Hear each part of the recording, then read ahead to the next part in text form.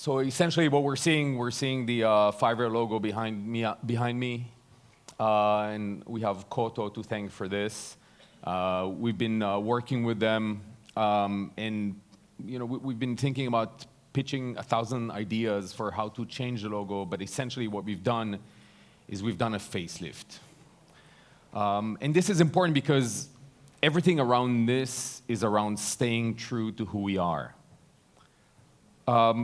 The guys from Koto spoke about consistency, and consistency matters. It matters because it matters to our community, it matters to our employees, to our team. And this is what I want to talk about today. Do you have any idea how many people work at Fiverr? That's an interesting question that I'm going to get back to later in my presentation, but think about that. And the thing I want to talk about today is about culture. And culture is often thought as something that you develop internally as a company. The thing that you do for your team, for your employees. But I think that this is just a part of the story. A strong culture extends beyond the boundaries of your team and the boundaries of the physical office. And I think that if you care to build a really meaningful culture, then you get something much, much larger. And this is what I want to talk about today. So essentially, as we think about culture, culture defines many things. So when you think about this internally, it defines the principles for which you work as a company. So for example, at Fiverr, it's about being mission-driven. I don't know if you know the story about the reporter who was doing an article on NASA in the 60s, and he was interviewing people in the NASA facilities, and he bumped across the janitor. And he asked the guy, "What do you do?" And the guy answered, "I'm helping putting a man on the moon." So this understanding of everything from the mission, from what we're trying to achieve down to what we're doing individually is super important. So it's about being mission-driven. It's also about radical transparency. It's about providing complete transparency and access to your entire team so that they can understand how the machine works. And they can comment on it, and they can bring ideas. And staying true to radical transparency, even if you're a public company, which is pretty complex. It's about building multinational companies, organizations. There's this fluff of diversity that has to do with ESG. I'm not talking about that. I'm talking about the fact that diversity is superpower. Because when you surround yourself with like-minded people, you get one school of thought. But when you surround yourself with incredible people from all walks of life, you get interesting ideas and perspectives. And it's about that. It's about saying no to office politics. That's important. And as organizations grow, it's about keeping them flat. Everybody speaks to everyone. There's no politics at the office. And having zero tolerance for assholes. So if you have people that pursue politics within the office, get rid of them. And it's about the community. It's about caring about the people you work for.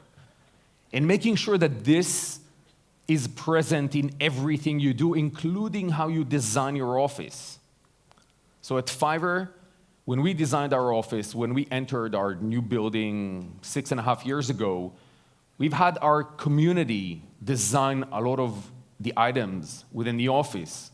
And the reason behind that is I wanted that everyone, no matter where they sit, have in their line of sight something that was done by our community to remind ourselves who we work for and why it is important.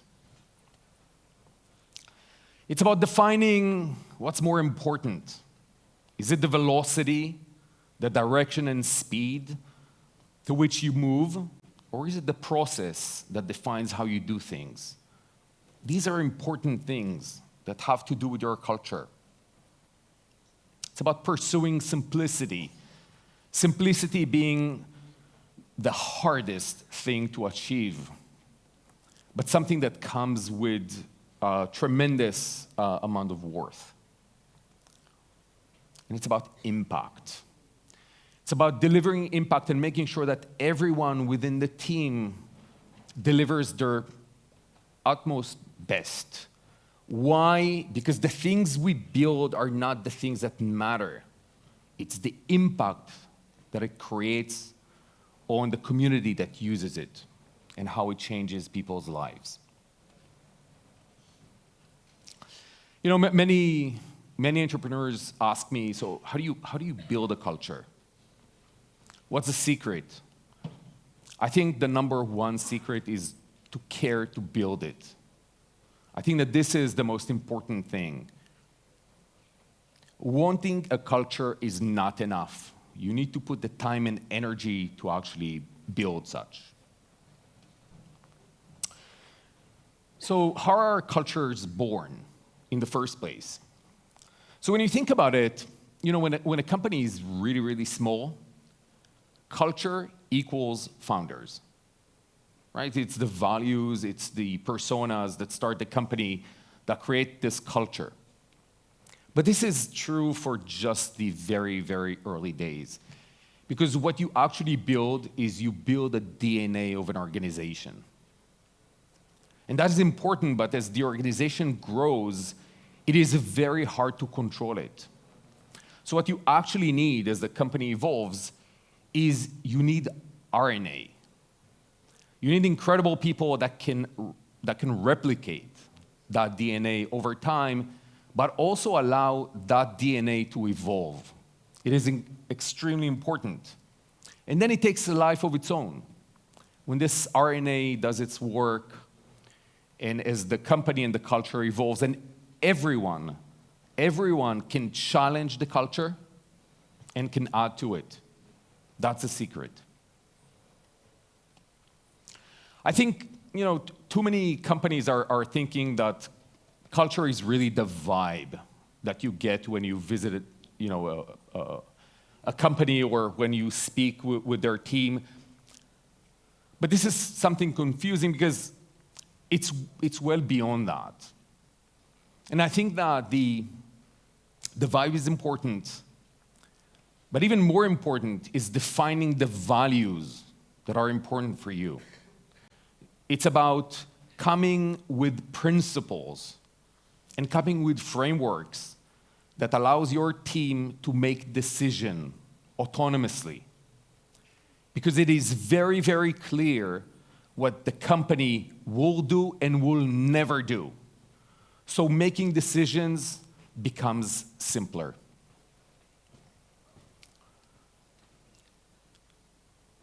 But as I've said, the internal culture, in my mind, is just one component. There is another representation of your culture, and that is your brand. And you need to ask yourself if, as a brand, the values of your brand are different than the values that you pursue internally. It's a big question. So for us at Fiverr, what was really important is to stay true to it. To tell the story as we see it. To tell the story not of Fiverr as a company, but Fiverr as the people that are actually making use of this incredible platform to pursue their dreams. So it's putting people in the center. And it is putting real people. But it is not just about the faces of the people behind this brand. It's about telling their story. Telling their story in their own words.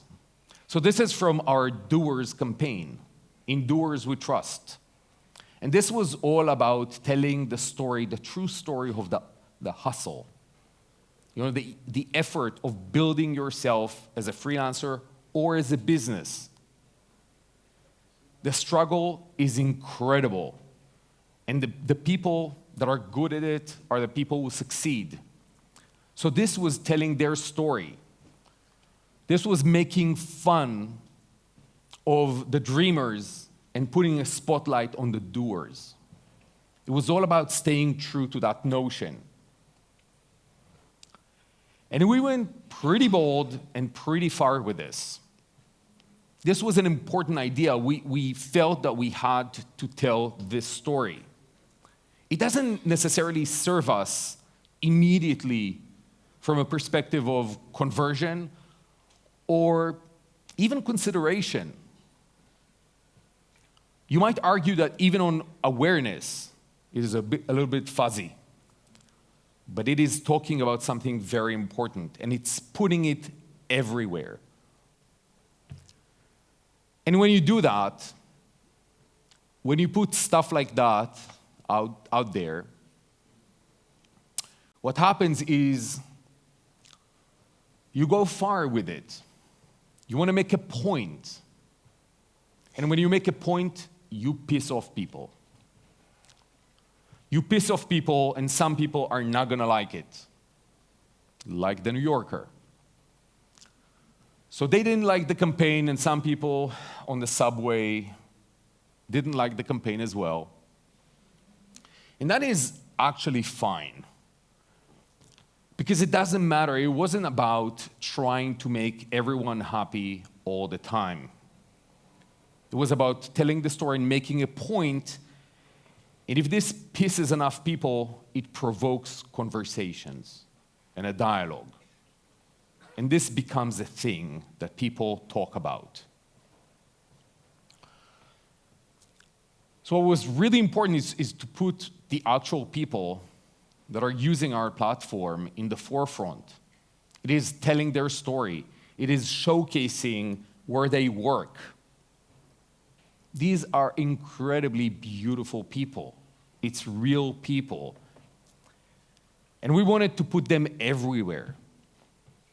On the product, on our marketing campaigns, on mobile, on billboards, on the walls of our office. Those faces tell the true story. But it is not just about the people behind it. It's about being able to understand that being a freelancer is more than a career. It's a lifestyle. And you have Mom's Day, Dad's Day, Cat's Day, whatever it is, Dog's Day. But freelancers didn't have a day. So we made one. We created an International Freelancer Day. And we brought freelancers from about 180 countries to participate and celebrate what it is to be a freelancer. And you can find them everywhere. And, just looking at the smiles, this is incredible. This is what takes us out of bed every morning. It's the true stories from around the world. We started having or throwing community events at Fiverr. As a small company, we could do, one or two a year. But what happened over time is that our community got tired waiting for us to get to their region. And they approached us and said, can we throw our own community events? That was incredible. Right now, we're having about 300 community events every year. They're self-organized. But it's also about celebrating that lifestyle, and it's not always easy. So coming up with ideas of photography competitions for people to express what work-life balance means for them as freelancers. And this is the winning photo. I mean, it's incredible. And some other photos from this. The expression, the self-expression is just so powerful. Sometimes it's pretty chaotic. We're not going to talk about AI today, but AI is going to be at least appearing once. So this is a center page campaign that we ran on the New York Times in one of the weekend editions a few weeks ago. And this is us telling and explaining the importance of being a human being and why machines and humans can actually create much more incredible things that machines can do on their own.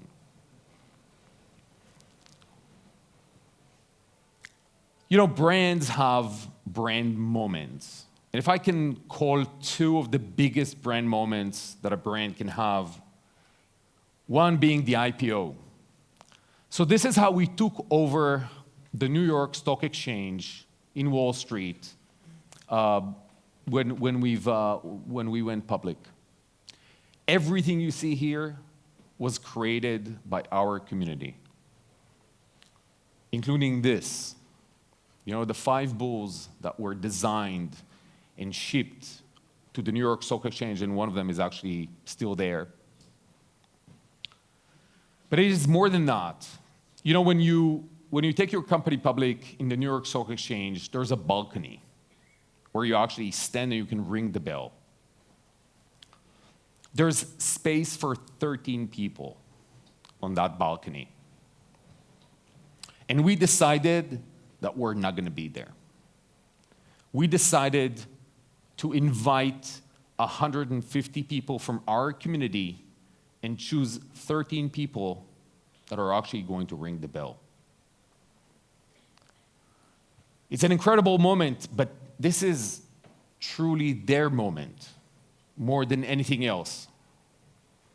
What you're going to see now is 15 people on the balcony, which almost never happens. And the reason is that MSNBC threw a tantrum and said that if I'm not going there, they're not filming it and not broadcasting it. And I said, fine.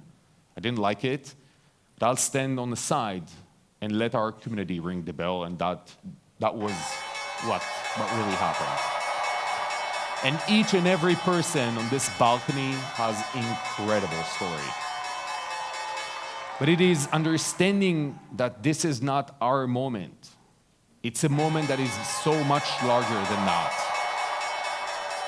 And if I can think about another brand moment, that is the Super Bowl. So when we decided to go and do a Super Bowl ad, we were thinking about what to do. And I know you have a few options, and most companies hire a celebrity, right? And produces something funny. But we wanted to do something different. Again, we wanted to connect to the people behind the story of Fiverr.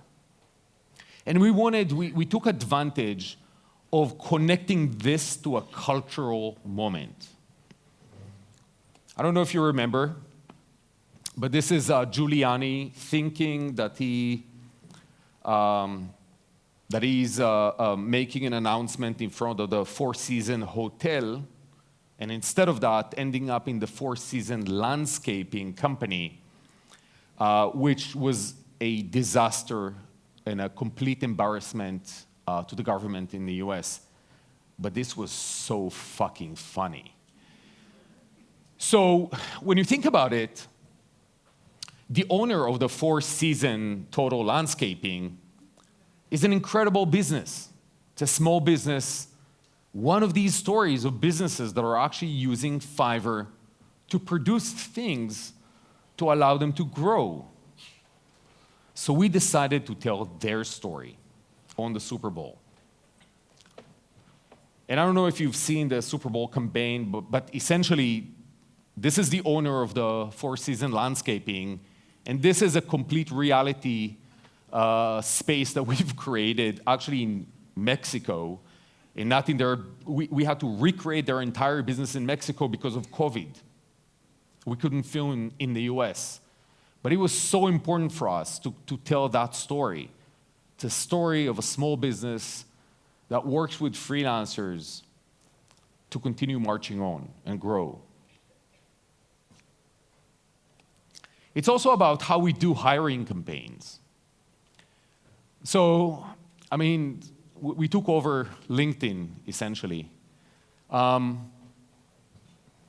you know, these are the types of things that connect us to, not just to our vibe, but to how we think about ourselves internally. This went viral as fuck. And this is where you can connect your brand. You can be humoristic, but it stays true to the things that we talk about at the office. And when you do it, it gets noticed. It gets connected to who you are. What is your culture? What does it stand for? So we've spoken about internal culture, and we spoke about the brand. But there's a third component. Don't worry, we're not gonna have 16, it's just 3. There's a third component, which is the community. And again, when you think about community, there's these same questions about the values of the community. How you have a conversation with them. How do you connect them to their own true values? You know, a lot of companies love to talk about this. Love to talk about being customer-centric. I love this. But reality looks a little bit like this. To be honest.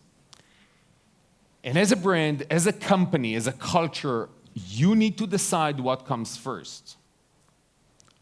You know, I've mentioned the fact that everyone within the office have a line of sight with something that was done by a community member. This is to remind them that they work for the community, not the shareholders. Because if you do good by your community, your shareholders are going to be happy anyway.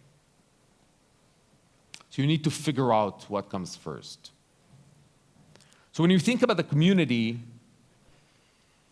we've talked about the celebration of the people, but it's also facilitating a lifestyle. Being a freelancer allows you the freedom to work wherever, whenever you want, which means that a lot of our community members are actually taking advantage of it, and they become digital nomads. Telling that story and empowering it, allowing people to participate in it and support it is really important. And we've done this through campaigns, partnerships, whatever it is. But it's also making sure that people like Rob Janov, the guy who designed the Apple logo, is a seller on Fiverr. Because that extends your community. That makes sure that you can stretch it. And it's a community worth belonging to.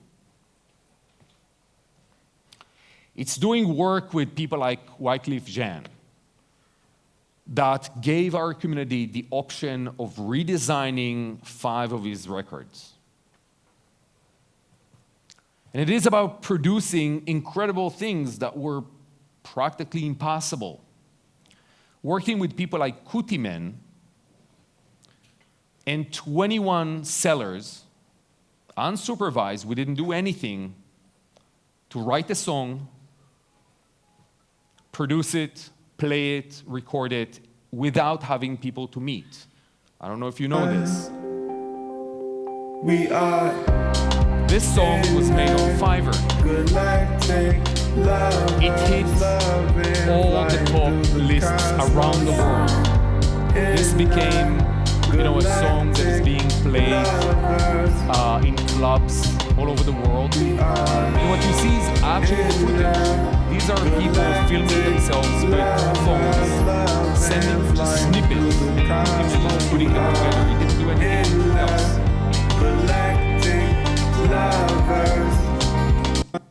But it's also, going to places like Nashville to film an ad campaign of small businesses that are actually using our platform to thrive. So we got there, and we had a camera crew, and we started filming. There were a lot of people surrounding the place, and we started having a conversation with them. And when we actually realized that we were filming in a place within Nashville, in a zip code that has the highest incarceration level in the US.